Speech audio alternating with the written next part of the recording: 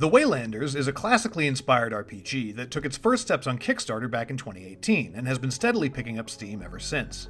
I recently got to check out an alpha build of the game ahead of its early access launch to explore its fantastical take on the Celtic Age. And yes, that means it is still very much a work in progress. Bugs are still being discovered and weeded out, in-engine cutscenes and conversations still lack animations or lip syncing, and plenty of items and abilities lack descriptions. But this early access version gives us a good look at what to expect from this ambitious and promising RPG.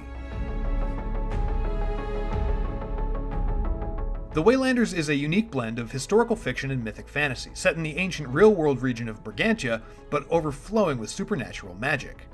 Written by veterans of games like Telltale's The Walking Dead and Fallout New Vegas, its story revolves around what happens when some of that magic becomes corrupted, and how our choices in light of that ripple across history. And while we'll see the consequences of those decisions depicted as the story jumps forward in time to the Middle Ages and back again, the early access build is primarily focused on the first Celtic Age segment of the game. Combat, which mechanically feels like the most fleshed out aspect of the build at this stage, is a comfortable take on the classic active pause RPG formula. You've got a party made up of your archetypal warrior, tank, mage, or healer classes that evolve with new attacks, abilities, and subclasses as you level up, but there are a couple of interesting twists. First and foremost is the Waylanders' formations mechanic, which allows characters to rally other party members into a tight group to perform unique class-based maneuvers against enemies. These can range from historically inspired arrangements like a classical Grecian phalanx to the mythical Sorcerer's Conclave, which transforms them into an arcane siege tower. And selecting which characters in your party are part of a given formation provides an extra layer of strategy too.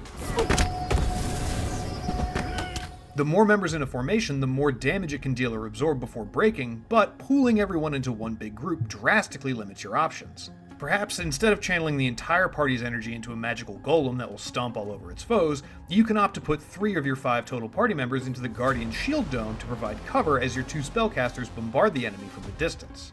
It's a really flexible system that seems ripe for endless customization and tinkering for you tacticians out there. And that goes for the Waylanders' configurable AI as well, which allows you to toggle back your party members' behavior to only take actions you command, or, for those of you who prefer a more casual experience, crank it up so that they'll basically take care of themselves when you want to focus on playing as one character instead of all 5.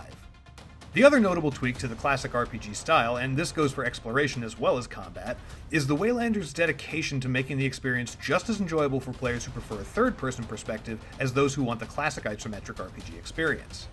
Quickly swapping from a top-down or three-quarter perspective to a third-person follow cam with the push of a button is a great quality of life innovation, and something I'd like to see other modern takes on the old-school RPG adopt. And while it's still a bit more cumbersome than a traditional third-person camera, it's still the best execution of the idea I've seen in a genre that's never really managed to get past the really zoomed-in ISO cam feel. The option to experience the world from ground level instead of the traditional eye in the sky is something I really appreciated, because what I've seen of the world of the Waylanders so far has been beautiful. From villages surrounded by dense woods to mysterious islands crackling with mystical energy, every environmental pixel is designed to heighten the fantastical nature of Gato's take on ancient Galicia.